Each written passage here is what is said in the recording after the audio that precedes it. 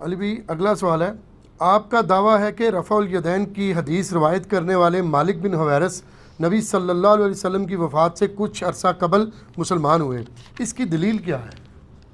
ہاں جی، مالک بن حویرث کی اسلام لانے کی دلیل کیا ہے؟ اس کی دلیل یہ ہے کہ آپ اپنے علماء سے ہی پوچھ لیں جو انکار کر رہے ہیں۔ یہ علیحدہ سے ایک علم ہے اسماء الرجال کا۔ اسماء الرجال کا علم یہ ہے کہ جو صحابہ، تابعین، تبع تابعین، جتنے بھی لوگ ہیں جنہوں نے نبی علیہ السلام سے احادیث روایت کی ہیں، ان کے جو حالات زندگی کے اوپر جو نالج ہے اسے اسماء الرجال کا علم کہا جاتا ہے۔ اس کے اوپر باقاعدہ کتابیں لکھی گئی ہیں جس کے ذریعے ہم راویوں کو جانچتے ہیں کہ کون سا مضبوط راوی ہے، کون سا کمزور ہے۔ جی پھر اس میں ان کی سن زندگی کی پیدائش اور وفات کا بھی درج ہوتا ہے۔ جی اس سے یہ آپ جج کر سکتے ہیں کسی نے کسی کا زمانہ پایا یا نہیں پایا، اس کی ملاقات بھی پاسبل ہے۔ یعنی یہ پورا ایک علم ہے صحیح۔ الگ سے، اور وہ اس علم کے جو لوگ ماہر ہیں، یعنی ٹاپ آف دا لسٹ ہماری امت میں امام ابن معین کا میں نے بتایا آپ کو، یحییٰ ابن معین رحمہ اللہ تعالی، امام بخاری کے جو استاد ہیں۔ اس کے بعد اگر آپ یعنی متاخرین میں دیکھیں تو ابن حجر اسقلانی، التہذیب التہذیب، التقریب التہذیب اور فتح الباری، انہوں نے صحیح بخاری کی شرح لکھی ہے۔ صحیح بخاری کی شرح میں بھی آپ دیکھ لیں تو ان حدیث میں آپ کو مل جائے گا۔ یہ حدیث جو ہے نا صحیح بخاری میں 631 نمبر حدیث بڑی مشہور ہے، صلو کما رأیتمونی اصلی، نماز اس طرح پڑھو جس طرح مجھے نماز پڑھتے ہوئے دیکھتے ہو۔ اس حدیث کے راوی ہیں مالک بن حویرث ٹھیک، رضی اللہ تعالیٰ عنہ وعلیہ السلام، اور وہ اپنا واقعہ خود بیان کرتے ہیں کہ ہم کچھ نوجوان تھے جنہوں نے اسلام قبول کیا، پھر ہم 20 دنوں تک، 20 دن اور راتیں نبی علیہ السلام کے پاس ہم نے مسجد نبوی میں گزاری، اور ہم نے آپ کو بڑا ملنسار اور بڑا خوش اخلاق پایا، سبحان اور 20 دنوں میں ہم نے آبزرو کیا کہ آپ علیہ السلام نماز کیسے پڑھتے ہیں، آپ کے دین کو سیکھا۔ اور کہتے ہیں چونکہ ہم نوجوان تھے تو ہمیں گھر کی یاد ستانا شروع ہو گئی۔ یہ صحیح بخاری کے الفاظ ہیں۔ اس سے پہلے کہ ہم نبی علیہ السلام کو یہ کہتے، نبی علیہ السلام نے خود ہی آبزرو کیا کہ ان کو اب گھر یاد آ رہا ہے، تو آپ نے ہمیں خود ہی مشورہ دیا کہ اب تم واپس چلے جاؤ۔ ٹھیک ہے، ایک اچھا ٹیچر ایسا ہی ہوتا ہے کہ جو استاد کی جو کمزوری شاگرد کی ہائی لائٹ ہونے سے پہلے وہ استاد اس کو نہ اس طریقے سے اسکیپ روٹ دے دیتا ہے۔ اچھا، آج تو لوگ کہتے ہیں نا کہ اگر میں حضور کا غلام ہوتا تو میں بس قدموں سے لپٹا رہتا۔ نہ، تو آج نہیں رفع الیدین کرتا ادو کہ تو کتنے کرنا سی۔ آج تجھے قرآن دی سے ایاک نعبد و ایاک نستعین دکھاتے ہیں، تو آج بابوں کو پکارنا نہیں چھوڑتا، اس وقت تو نے کب چھوڑنا تھا؟ یہ صرف شعر ہیں اور یہ کہنا آسان ہے، اس پہ عمل کرنا بڑا مشکل ہے۔ انسان تو انسان ہے نا، اکتاہٹ تو اس کے اندر اللہ تعالیٰ نے رکھ دی ہے بلٹ ان۔ تو کہتے ہیں 20 دن کے بعد نبی علیہ السلام نے ہمیں واپس بھیجا، اور میں دیکھنا واپس جاؤ تو اذان دینا، اس کے بعد نماز کے لیے تم میں جو عمر میں بڑا ہو وہ تمہاری نماز میں امامت کروائے۔ یہ پوری حدیث ہے مالک بن حویرث کی۔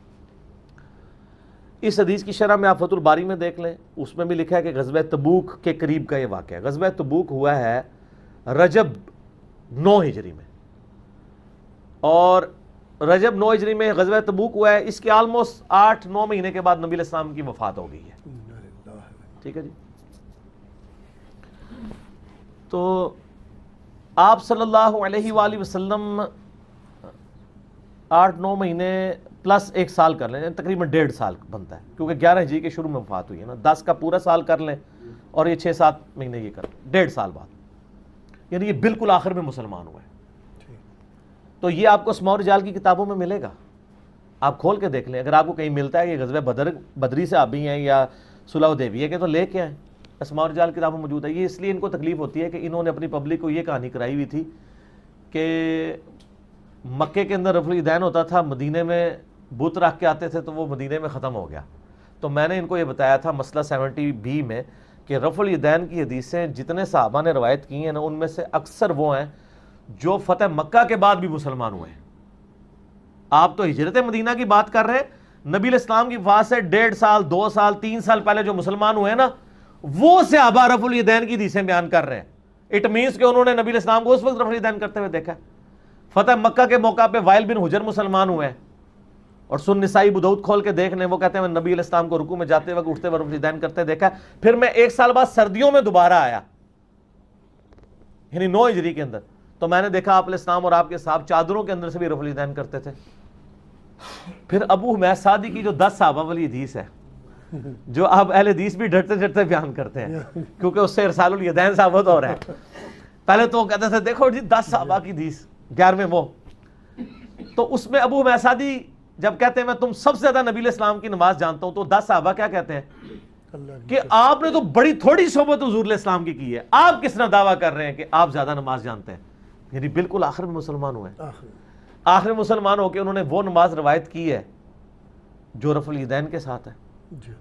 اور پھر انہوں نے اس کے اینڈ پہ باقی صحابہ بھی کہتے ہیں کہ نبی علیہ السلام بھی ایسا ہی اسی طریقے سے نماز پڑھا کرتے تھے، اور میں اس کے ساتھ بولتا ہوں کہ وفات تک پڑھا کرتے تھے، اس لیے کہ نبی علیہ السلام کی وفات کے بعد 11 صحابہ ایک جگہ مجلس کر کے ایک دوسرے کو نماز سکھا رہے ہیں، تو وہ نماز سکھائیں گے جو منسوخ ہو چکی ہوئی ہے، یا وہ سکھائیں گے جو نبی علیہ السلام پڑھا کرتے تھے؟ بے شک پڑھا کرتے تھے، جو پڑھا کرتے تھے. آج اپنے بچے کو آپ کیا پہلے غلط نماز سکھائیں گے، اس کے بعد کہیں گے یہ تو منسوخ ہو گئی تھی، آپ یہ صحیح نماز سیکھو. خود دیکھیں لاجیکل ہے.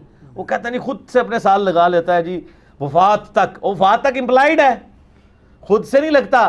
الفاظ بول کے زبان حال سے کہہ رہے ہوتے ہیں اور وہ امپلائیڈ ہوتے ہیں. قرآن پاک میں بھی کئی ایک جگہ پہ آپ کو آیات ملیں گی جن میں الفاظ امپلائیڈ ہوتے ہیں، اور یہ عربی کا اسلوب بھی ہے. آپ سورہ الزمر اٹھا کے دیکھ لیں، اس میں اللہ تعالیٰ نے کئی ایک باتیں کر کے نا، یعنی پہلے فرمایا کہ بھلا بتاؤ تو جو شخص رات کو کھڑا ہوتا ہے اللہ کے حضور اور اس کا تابع فرمان ہے، کیا وہ شخص بھلا، اور آگے سوالیہ وہ ڈیش ڈیش، یا وہ شخص جو یہ نہیں کرتا وہ بہتر.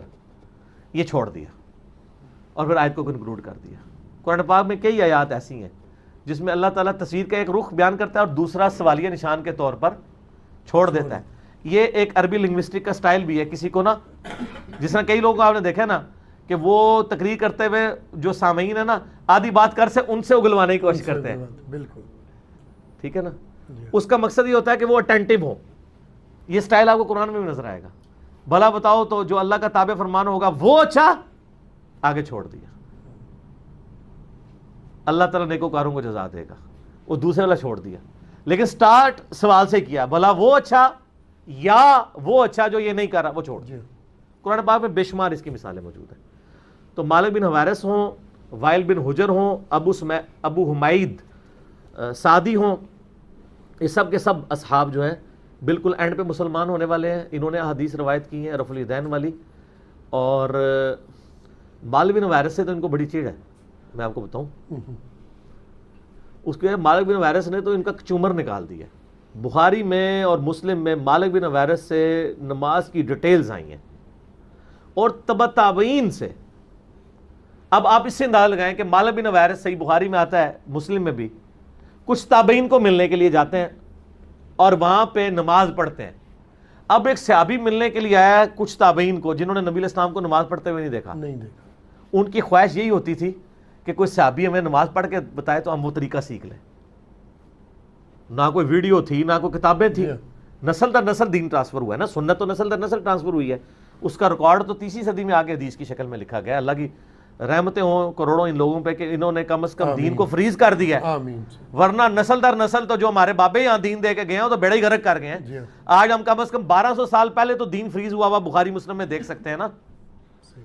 تو وہ سنت ٹرانسفر ہو رہی تھی. اب وہ ابو قلابہ تابعی سے وہ تبع تابعین پوچھتے ہیں کہ جب مالک بن حویرث صاحب کو ملنے آئے تو انہوں نے نماز کیسے پڑھی تھی؟ انہوں نے کہا کہ ان کی نماز ایسی تھی کہ رکوع جب نماز شروع کرتے تو ہاتھ وہ کندھوں تک اٹھاتے، رکوع میں جاتے تو کندھوں تک اٹھاتے، رکوع سے سر اٹھاتے تو کندھوں تک ہاتھ اٹھاتے، اور طاق رکعتوں میں جب تک وہ بیٹھ نہیں جاتے تھے دوسری رکعت کے لیے کھڑے نہیں ہوتے، یعنی جلسہ استراحت.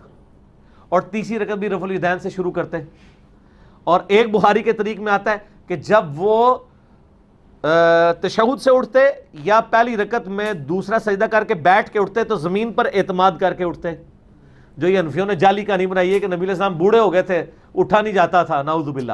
اور پھر اینڈ پہ مالک بن حویرث اس حدیث میں کہتے ہیں کہ میرا نماز کا ارادہ کوئی نہیں تھا، میں نے جان بوجھ کے نماز پڑھی ہے تاکہ تمہیں سکھاؤں کہ نبی علیہ السلام کی نماز کا طریقہ کیا ہے. اور کون شخص کہہ رہا ہے؟ جس کو نبی علیہ السلام فرمایا سلو کما رأیتمونی اصلی. مالک بن حویرث نماز ویسے پڑھنا جیسے مجھے پڑھتے ہوئے دیکھی ہے.